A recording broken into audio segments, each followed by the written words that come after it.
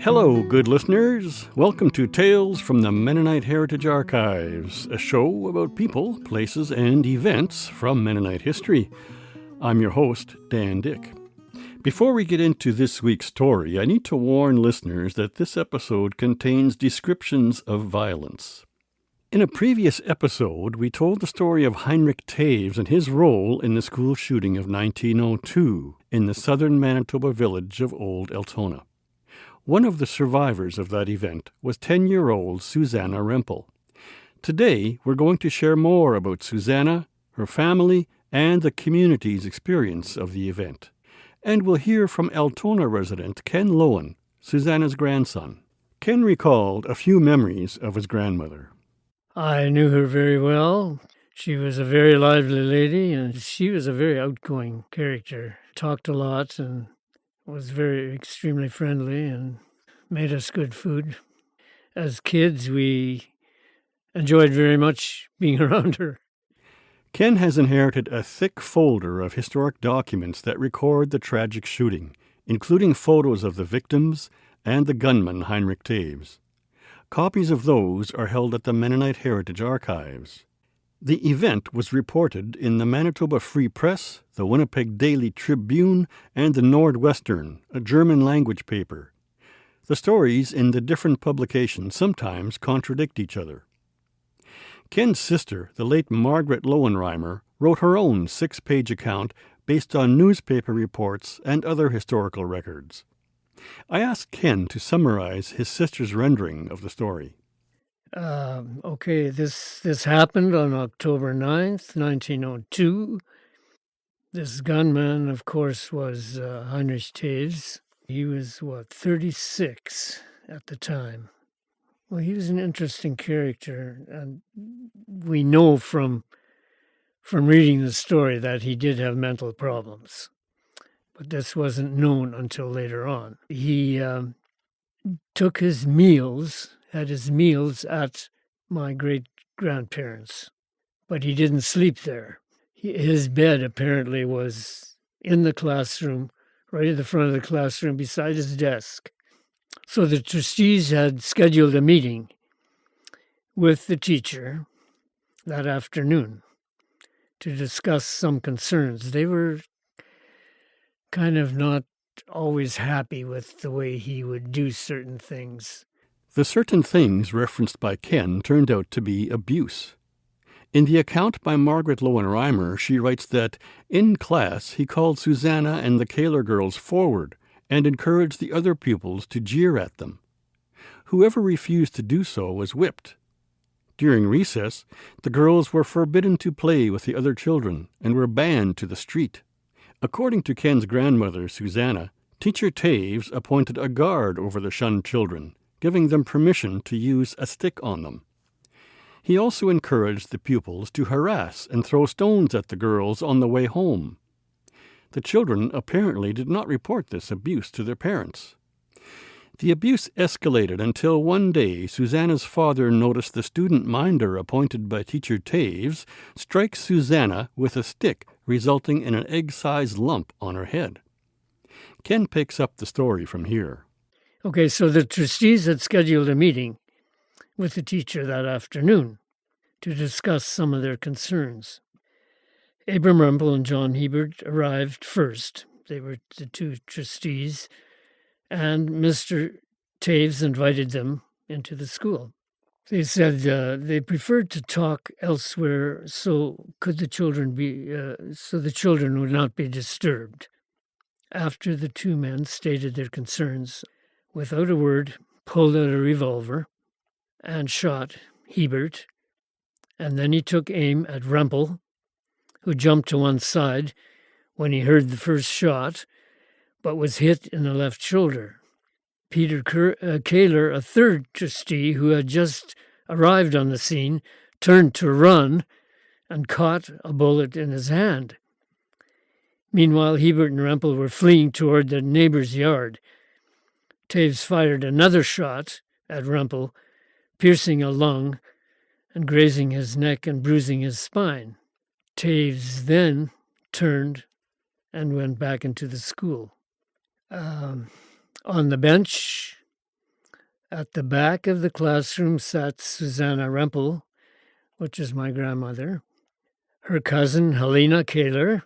They were both 10 years old, and Helena's sister Annie was 8, and she sat just in front of them. Then Toews approached Susanna Rempel when he went back into the school and fired 2 shots, one bullet entering her right arm near the elbow and the other passing through her upper arm.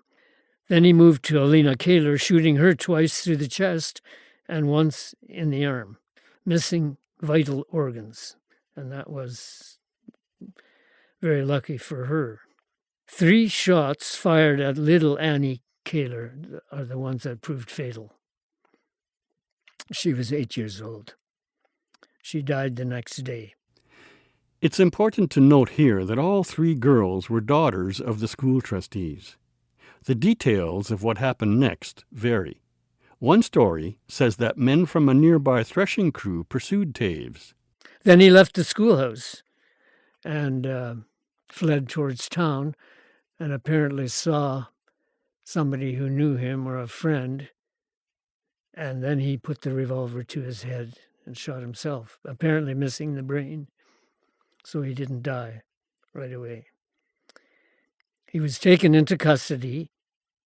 He remained blind and in pain, and here's where some of the details aren't all the same. He was in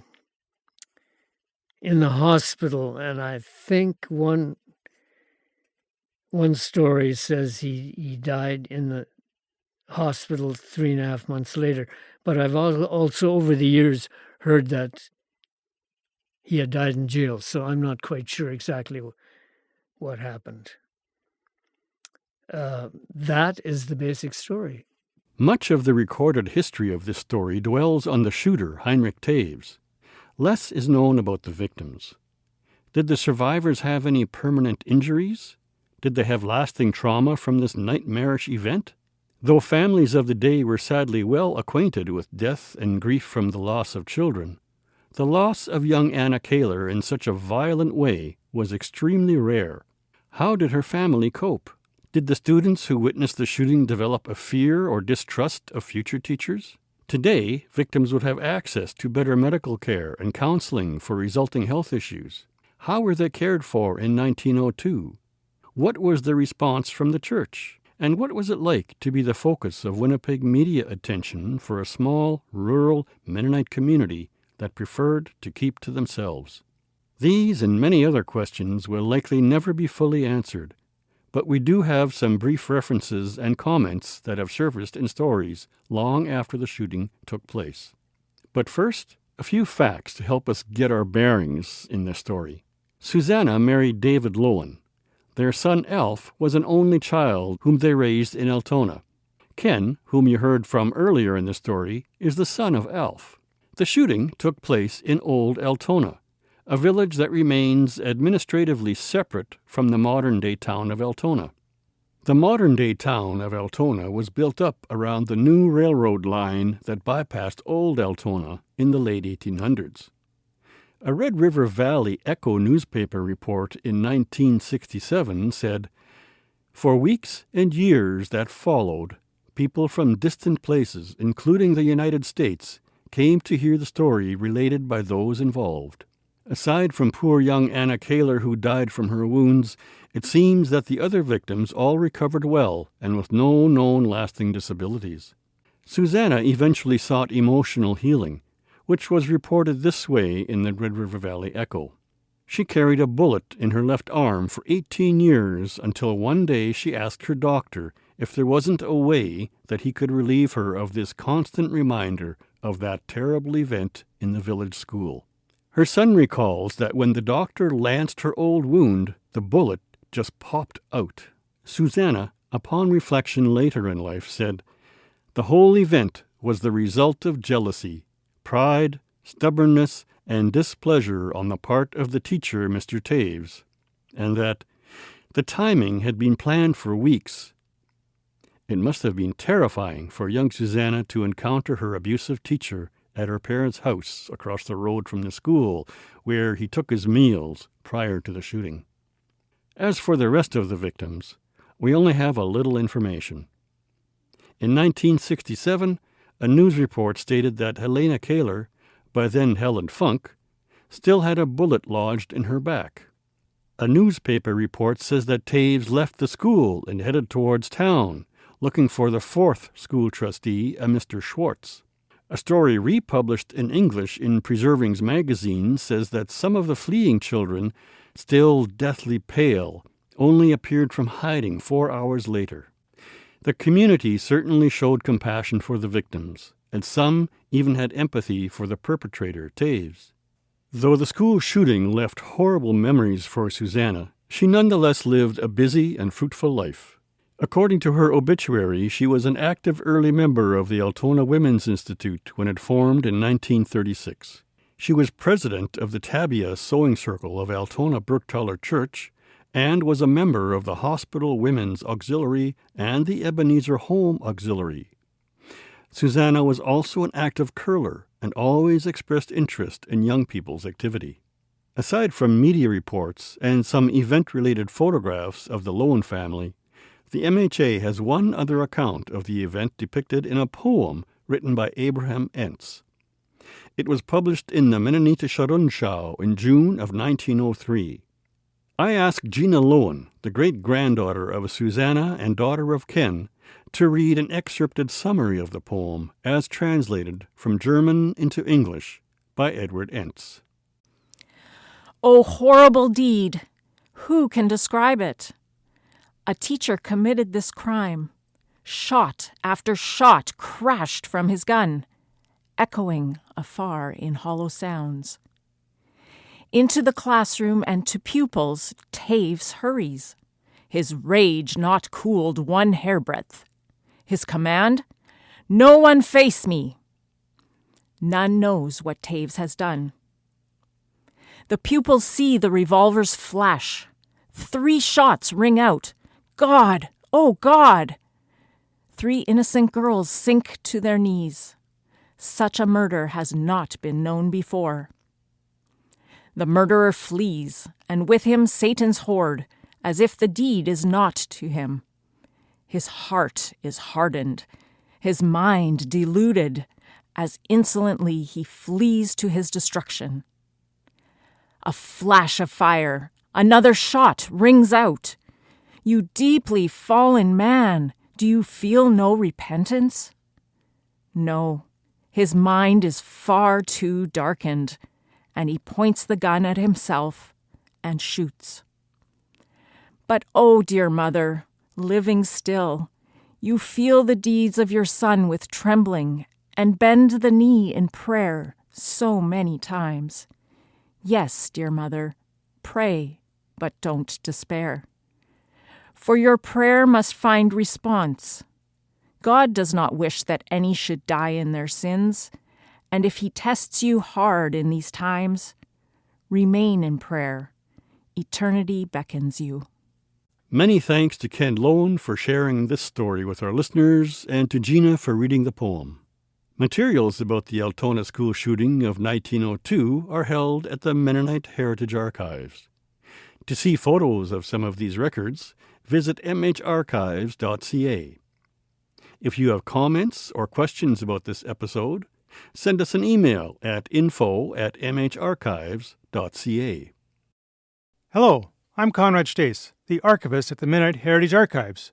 Your donations help preserve and share stories like the one you just heard. To send a gift, visit our website at mharchives.ca and click on Support, or give us a call at 204-560-1998. Thanks also to our partners, Canadian Mennonite University, the Centre for Transnational Mennonite Studies, Mennonite Church Canada, and Golden West Radio. In an upcoming episode, you'll hear Isaiah Lutkeman share about his work at the MHA. Thanks to the Tales team of Conrad Stace, Graham Unruh, and Kaylee Dyck for their work on the program. I'm your host, Dan Dyck. Tales from the Mennonite Heritage Archives will be back soon with more stories about people, places, and events from Mennonite history. Thanks for listening.